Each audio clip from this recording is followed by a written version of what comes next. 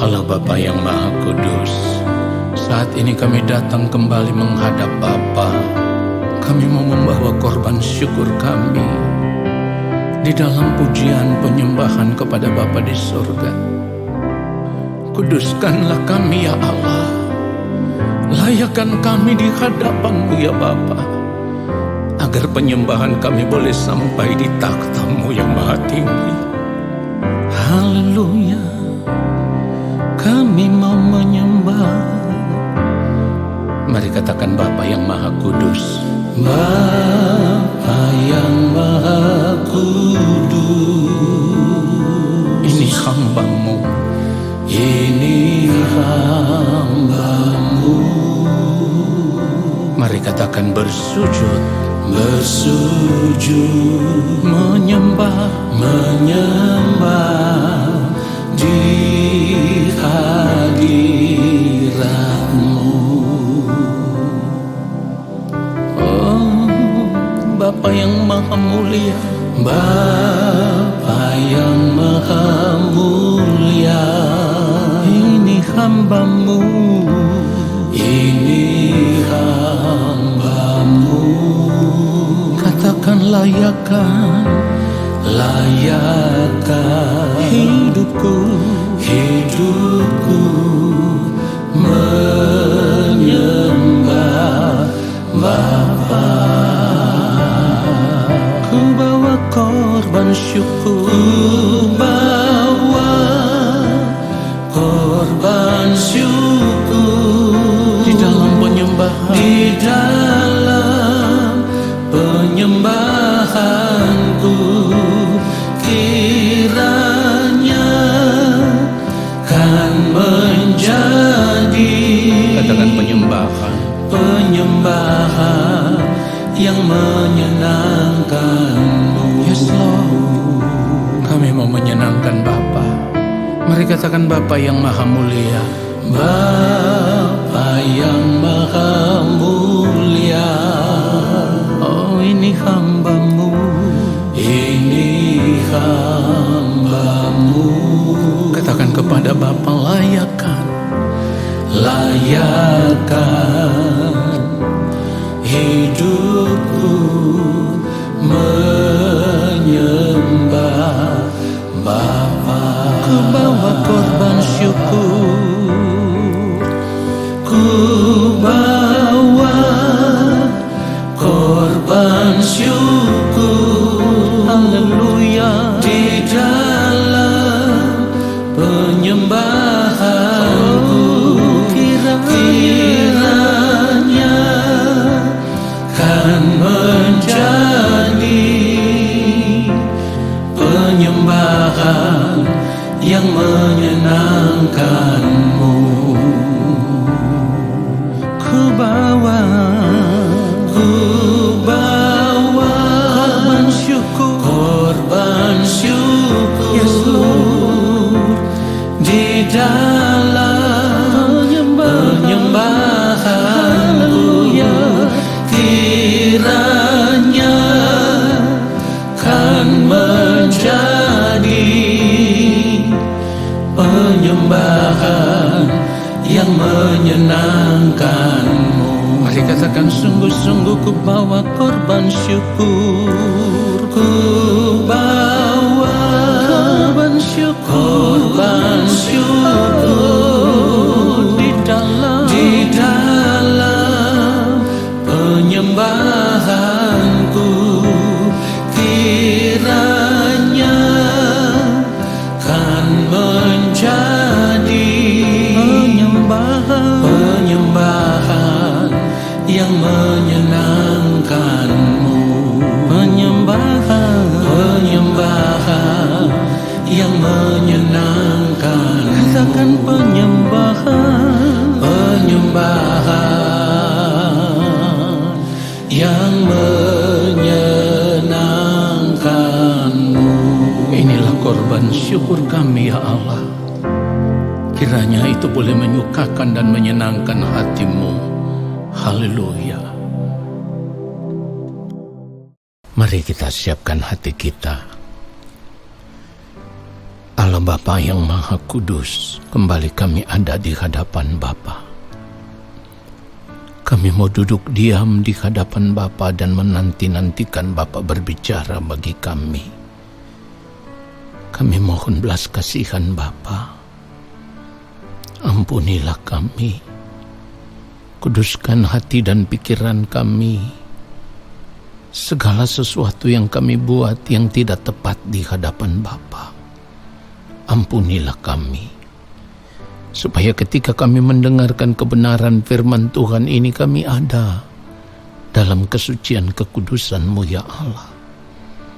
Roh Kudus Tuhan kiranya mengurapi setiap kami, memberikan kami hikmat pengertian, supaya kami dapat mengerti akan kebenaran firman Tuhan ini, lalu kami mau hidup di dalamnya.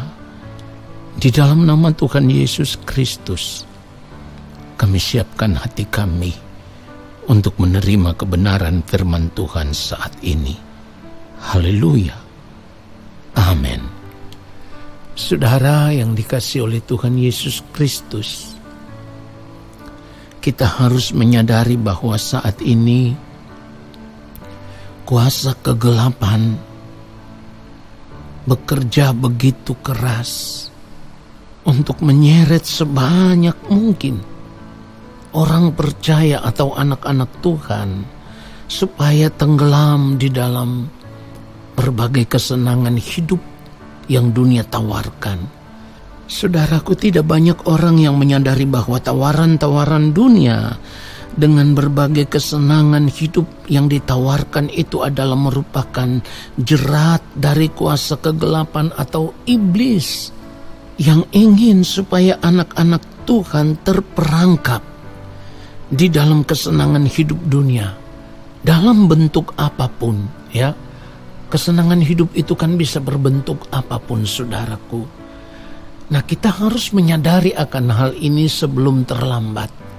Karena begini, saudaraku, kalau kita melihat keadaan dunia saat ini yang semakin maju dengan begitu luar biasa, dunia menawarkan begitu banyak kesenangan-kesenangan hidup yang bisa dinikmati, tanpa disadari ada begitu banyak anak-anak Tuhan yang terjerat di dalamnya. Oleh sebab itu, saudaraku, melihat kenyataan ini seharusnya sebagai orang percaya kita sadar. Kita harus sadar bahwa iblis sedang bekerja keras untuk menjerat kita, anak-anak Tuhan, dibawa ke dalam kegelapan abadi. Nah, saudara yang dikasihi oleh Tuhan Yesus Kristus, firman Tuhan sebenarnya sudah mengingatkan itu kepada kita semua, supaya kita berjaga-jaga. Nah, persoalannya karena kita lebih banyak membiarkan hati kita, ya, terikat dengan tawaran-tawaran dunia, dan kita tidak pernah menyadari akan hal itu. Kita tidak pernah menyadari akan tipu daya iblis yang begitu licik, yang membuat pada akhirnya kita bisa terjerat di dalam lingkaran kuasa kegelapan ini, saudaraku. Firman Tuhan mengingatkan kita di dalam 1 Petrus pasal yang kelima ayat 8 dan ayat yang ke-9.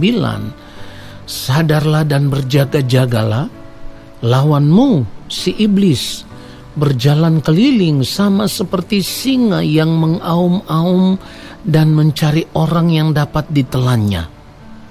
Lawanlah dia dengan iman yang teguh, sebab kamu tahu bahwa semua saudaramu di seluruh dunia menanggung penderitaan yang sama. Nah, saudara, perhatikan itu. Firman Tuhan sudah mengingatkan kita supaya kita sadar, supaya kita berjaga-jaga.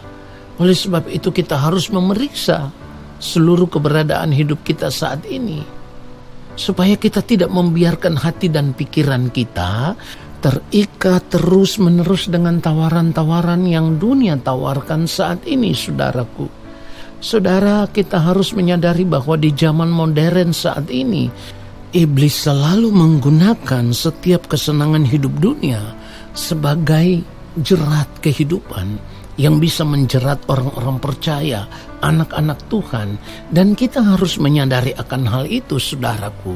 Sebab jauh sebelumnya iblis juga menggunakan pola yang sama, cara yang sama, di mana iblis juga menawarkan kemegahan dunia dengan kerajaannya kepada Tuhan Yesus, supaya Tuhan Yesus bisa menyembah Dia.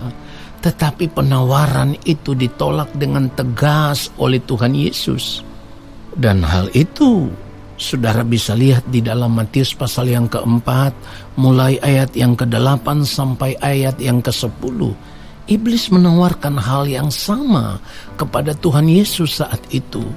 Jadi kalau saat ini firman Tuhan mengingatkan kita, sadarlah dan berjaga-jagalah, lawanmu si iblis berjalan keliling sama seperti singa yang mengaum-aum dan mencari orang yang dapat ditelannya.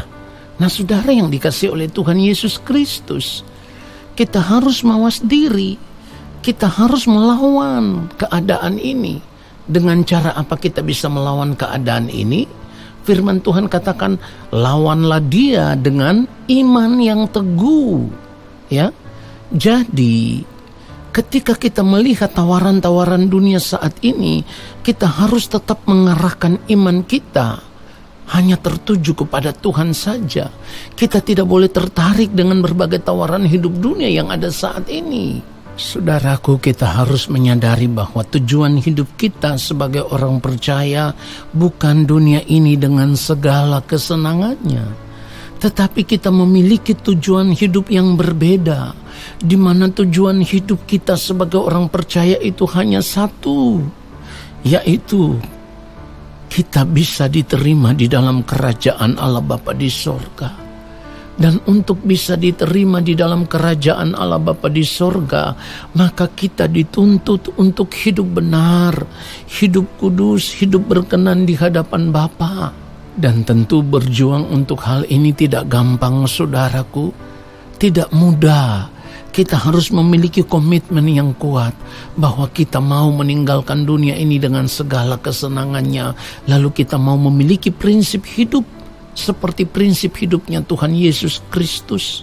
Ya, makananku ialah melakukan kehendak Dia yang mengutus aku dan menyelesaikan pekerjaannya. Saudara bisa membaca itu di dalam Yohanes 4 ayat 34. Saudara, atau kita juga bisa bercermin pada prinsip hidup yang dimiliki oleh Rasul Paulus.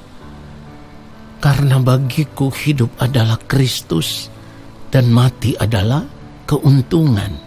Hal ini ditulis di dalam Filipi pasal 1 ayat 21.